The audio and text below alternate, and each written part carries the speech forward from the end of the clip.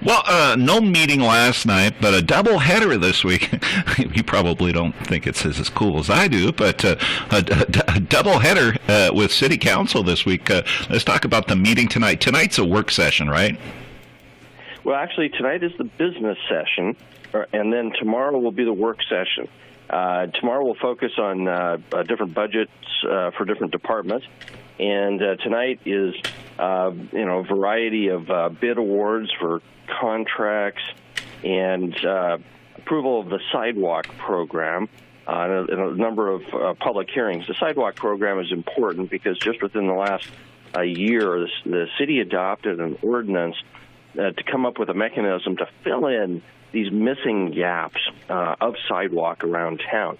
In the old days, over the last 20, 30 years, a lot of subdivisions were allowed to be built without without sidewalks.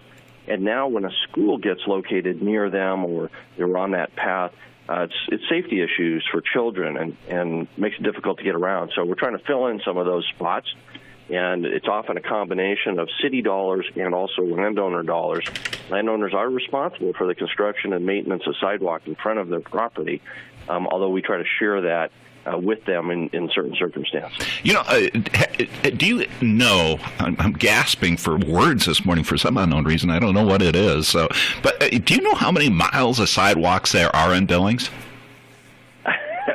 I don't. Okay. Somebody at Public Works Department probably has those, but it's a lot. I know. And they do wear out and they do fall apart and they have to be repaired. But it's a critical part, not just to getting people around as a transportation measure, but to the health of a community. When people are actually walking around their community and saying hello to their neighbors who are working in their garage, it makes a difference in the quality of life and the health of a community. Let's talk about, because you guys are right in the midst of the budget for 2019-2020. Last week we talked about, you guys are using the reserves more than what you really want, so some different options are on the table. So are you taking those options when you guys are figuring out if this one budget's going to work for this department, this department, this department? We haven't got into that level of surgical application yet. At this point, I think the departments are coming forward with, call it their wish list, that would assume using some degree of reserves, and actually a lot of our reserves. I think the council will have to go back and look to see whether that's possible. Some of these cost increases in the departments are kind of baked into collective bargaining agreements on the personnel side. But it's possible we could delay or even eliminate some of the capital improvement projects or the equipment purchases. Nobody really wants to do that because those requests are typically well-founded. But we just may have to do some belt-tightening here, not because that will solve our structural budget problem, but because it might buy a little bit of time to go out for that public safety mill levy that we talked about last week. And city drains are now completed. Let's talk a little bit about that. Yeah, the city-county drain south of Garden Avenue, the city engineering department did a great job on an emergency basis of getting that built through the winter and online here as the floodwaters come up, which was always the goal. And it took a lot of work by contractors and city staff and the city council approving this emergency measure. But we're hoping it will prevent the flooding that we saw in a lot of the south central neighborhoods last year when the river moved forward and infiltrated into the drain. So instead of water flowing out of the city into the river, it was being stopped by the river and backing up. So absolutely critical project, and they just did a great job on getting her done. Well, we're looking at the month of May, soon to be June. How much road construction are the folks going to have to navigate this summer? Well, as you know, it's Montana, so we've got a very short season when the weather allows road work and the asphalt plants can be in operation. So people can expect a lot, just as with every year. 27th Street will continue to be torn up, and then various other projects around town. In a few years, the redo of First Avenue North is on the plate, but it's going to be a number of years before we get to that.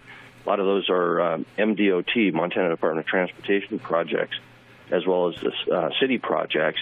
But the city works in conjunction very well with MDOT to get those done during the time period we've got. Well, we have about 2 months and 1 week, give or take, till you guys head to Florida for the USS Billings. That's August the 3rd. Let's talk a little bit where we're sitting with fundraising right now, what more needs to be done.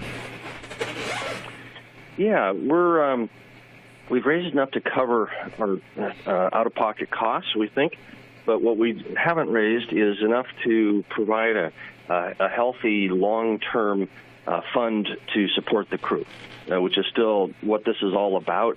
It's about creating a permanent link between our city and the crew. And so anybody who's interested in contributing, we will always we'll take anything. So go on the website, just Google or put in www.usbillings.org, and that should take you, or give me a call or other city council people, and we can, or committee members, and we'd love to talk to you about how you can help. But looking forward to it. Senator Tester and his wife Charla, who's the sponsor of the ship, were at the Laurel National Cemetery and chatted with them briefly about that yesterday. They're looking forward to it. There's going to be a lot of people. We hope to get as many people from Billings as possible. Tickets are free. There's no cost. And we've got discounted hotel rooms available. So please check it out. So you were at I don't want to call it a grand opening, or an open house, but the opening of the new crime lab here in Billings last Wednesday. That's on 4th Avenue North. Let's talk about that. There was a lot of stuff going on there that I didn't even know that the crime lab dealt with, but I forget, I was talking with Scott Larson, who's the head of the Montana Crime Lab, and I think this building, crime lab, is going to handle over 1,500 cases with about 300 or so autopsies. That's a big workload that's being taken off Missoula now. Yeah, absolutely. It's a great facility. I saw you in the back of the morgue there, and I have to admit, I don't spend a lot of time in morgues. Maybe you're different. What was eye-opening, put it that way. What scared me is I was by Sheriff Linder, and right by, I still call it a slab, it's called something else now, and he says, "You want to take a little nap, Scott?" And I go, no, I don't think so. You're perfectly comfortable. Yeah. But it was great. It's very professionally run. It's going to be a big help to law enforcement not to have to send drug samples all the way to Missoula. Think of the delay, the chance of things getting lost, all of those could happen, and also to send bodies that need to be examined closely outside of Billings. We can do that here. We've got great facilities now, and before, a lot of that work was being done at a very cramped facility that St. Vincent's Hospital was making available to the city, but it was very inadequate, and they've got a new medical examiner from West Virginia, who's very happy to be here, extremely competent. So it's really good for law enforcement and for the families who often need resolution on cause of death when it's unexplained or unattended, and that's a lot of what the coroner's office and the medical examiners do. And